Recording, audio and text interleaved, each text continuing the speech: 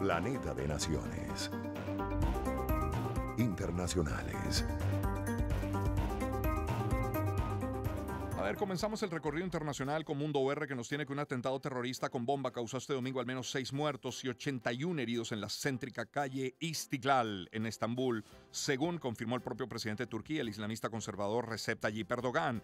Citan, hay personas que han muerto en un atentado con bomba a las 16:20 en Istiklal. Ofrezco mis condolencias a los muertos y mis deseos de recuperación a los heridos. El Estado encontrará a los organizadores de este ataque terrorista. Esto lo dijo Erdogan en una comparecencia en la televisión pública. Hay información reciente. Por una parte, dicen autoridades turcas, sospechan que una mujer se inmoló en el lugar, confirman la muerte de 6 personas y 81 heridos. Por otra parte, la agencia EFE tiene que la policía turca confirma que la principal sospechosa del atentado en Estambul es una mujer siria que recibió instrucciones del Partido de los Trabajadores del Kurdistán.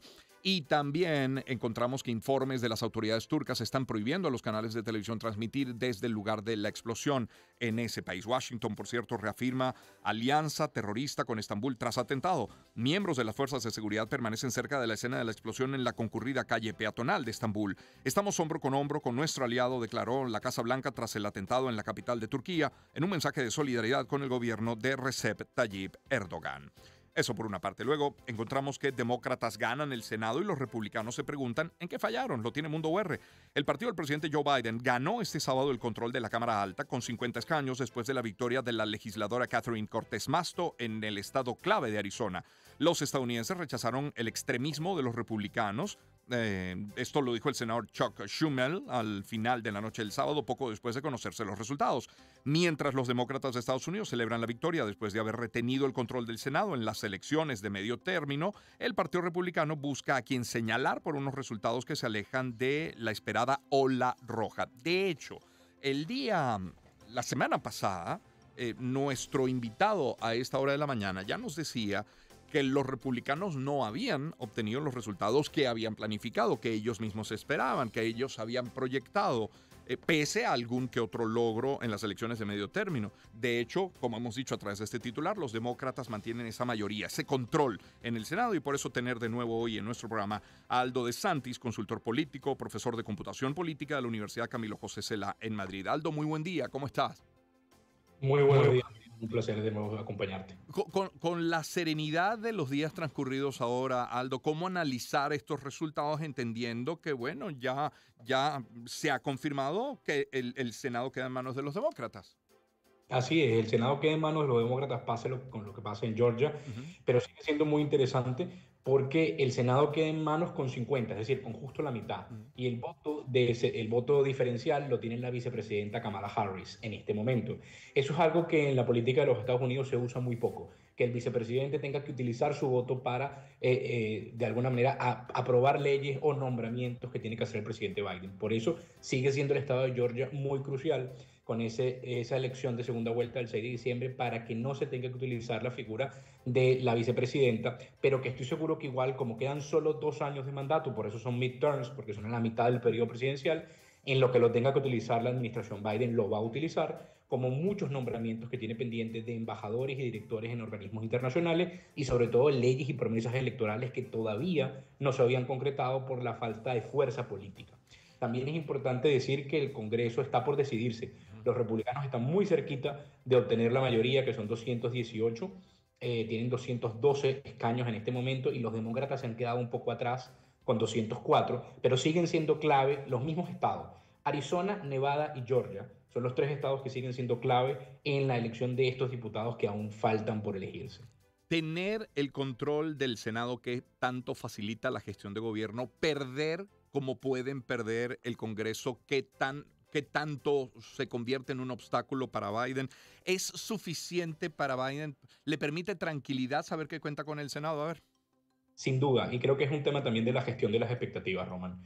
Los demócratas prácticamente daban por perdido el Senado, no tenían, tenían muy pocas esperanzas. La ola roja, aunque no llegó a creerse como tal, sino que más bien como una herramienta de marketing político del expresidente Donald Trump, sí se creía que no iban a tener el control, y eso hubiese dificultado muchísimo porque paralizaba por completo todas las propuestas legislativas, todas, absolutamente todas, tiene que pasar por el Senado.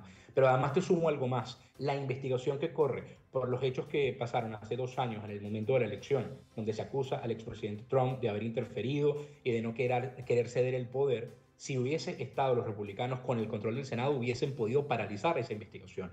Esa investigación hoy, sin duda alguna, va a seguir en curso y también pone en tela de juicio la posibilidad de que Donald Trump pueda ser candidato en las próximas elecciones. Así que cambió el panorama político de los Estados Unidos completamente y también por las expectativas. Ahora, aunque no tengan la Cámara, realmente la negociación va a ser arriba, la negociación va a ser en el Senado, porque aunque no tengan el control de la Cámara, va a poder proponer leyes el presidente que, aunque en Cámara no pasen, en el Senado sí van a pasar y se van a convertir en ley.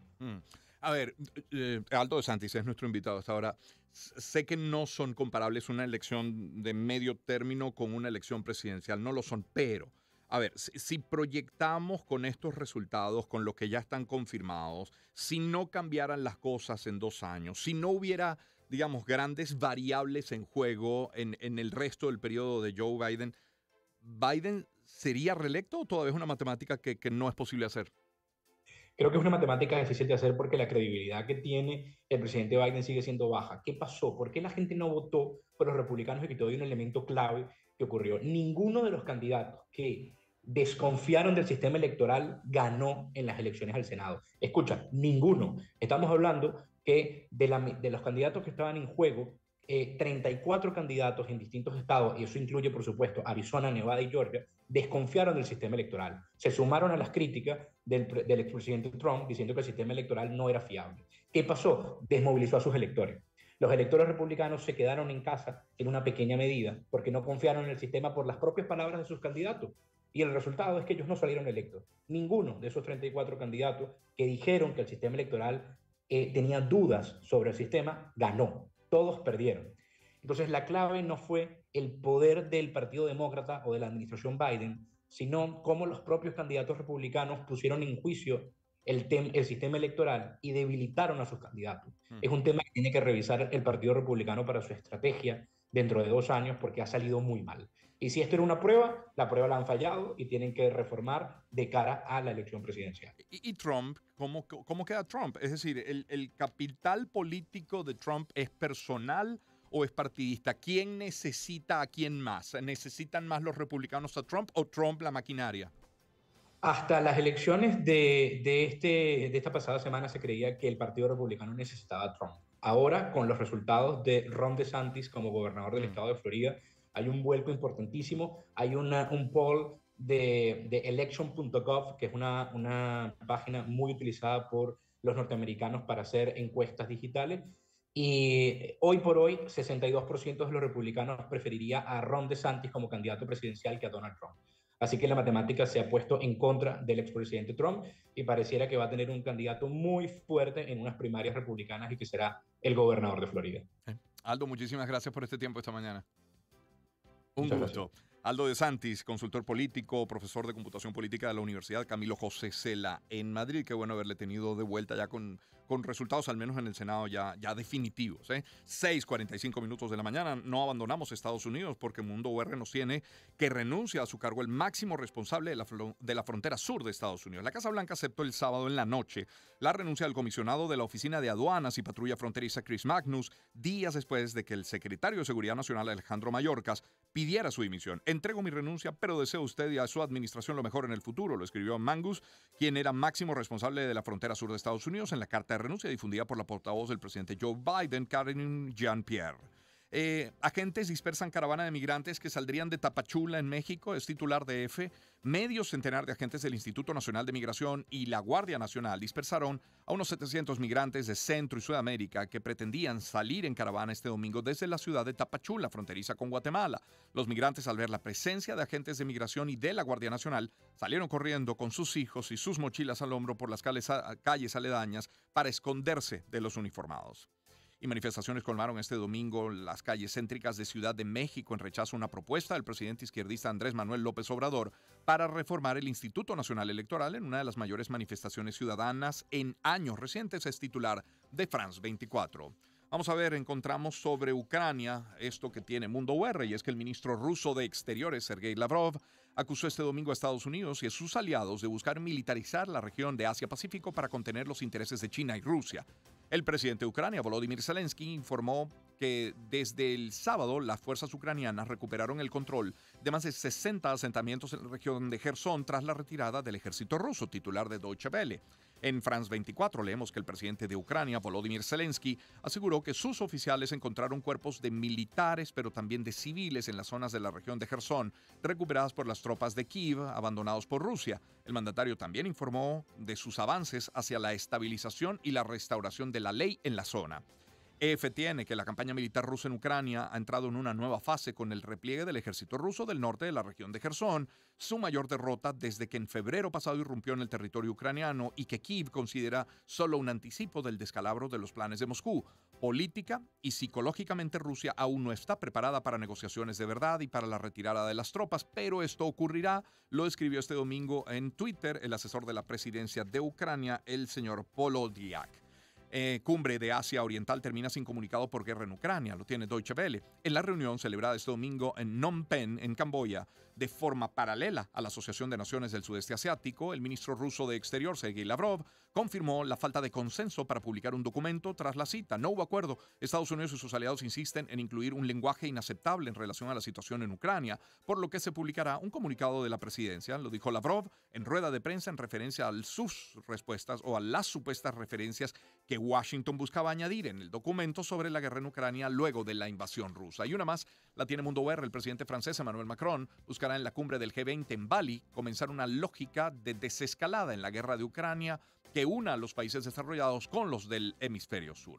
En otros temas, Euronews nos tiene protestas frente al centro de conferencias de la COP27. Los manifestantes piden a los países ricos una compensación por el daño que generan al medio ambiente y su contribución al cambio climático. Es una de las pocas protestas que tuvieron lugar en torno a la conferencia, en una edición en la que el anfitrión Egipto ha mostrado mano dura contra los manifestantes.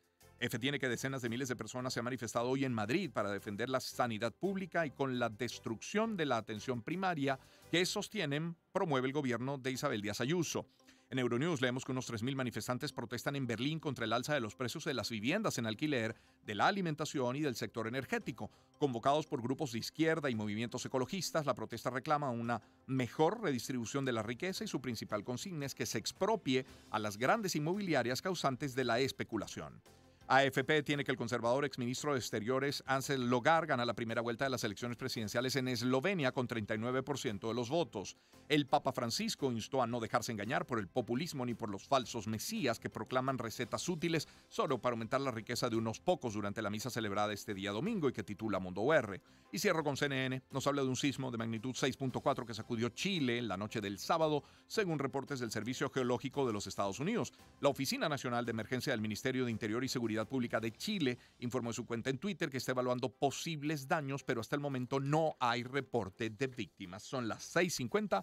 Permítame compartir algunos mensajes publicitarios antes de revisar los titulares deportivos. Hablemos de Grupo Leti. Grupo Leti que presenta Bioletizan Forte, que combina el extracto estandarizado de pino marino francés más vitamina C, el antioxidante que protege el colágeno, restaurando la piel, volviéndola más sana. Bioletizan Forte reduce la pérdida de masa muscular relacionada con la edad, mejorando la movilidad y la vitalidad. Es Bioletizan Forte de Grupo Leti. Y en Grupo Leti, nuestro compromiso es mayor.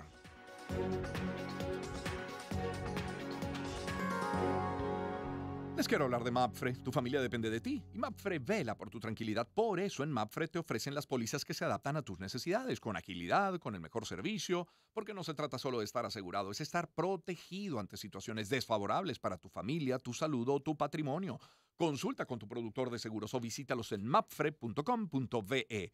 Mapfre, tu aseguradora global de confianza. Publicidad aprobada por la Superintendencia de la Actividad Aseguradora. Y hablemos de Bancaribe. Si necesitas abrir cuentas de moneda nacional o extranjera, adquirir un punto de venta para tu negocio, descargar las aplicaciones financieras de Bancaribe, entre lo mucho que puedes y debes hacer en un banco, pues visita alguna de las 3 oficinas ubicadas en el Centro Comercial Sambil, en el Centro Comercial Lido o en la calle París de las Mercedes en Caracas. Allí te esperan para ofrecerte una muy novedosa experiencia con información de primera mano de productos, de servicios de Bancaribe para personas naturales y jurídicas también. Es Bancaribe, tu banco, donde lo necesitas. Y cierro hablándoles de Simple TV que premia tu diversión. Descarga la aplicación Simple Trivia. Es gratis en las tiendas Android o iOS y regístrate. Empieza a disfrutar ya ganando premios al instante. Simple Trivia es una aplicación en la que respondes preguntas de selección simple y juegas contra reloj y otros jugadores. Los que respondan en menor tiempo ganarán fabulosos premios. Anímate, descarga Simple Trivia y regístrate hoy mismo de manera gratuita. Es así de simple. 6:52 minutos de la mañana. Vamos con los deportes.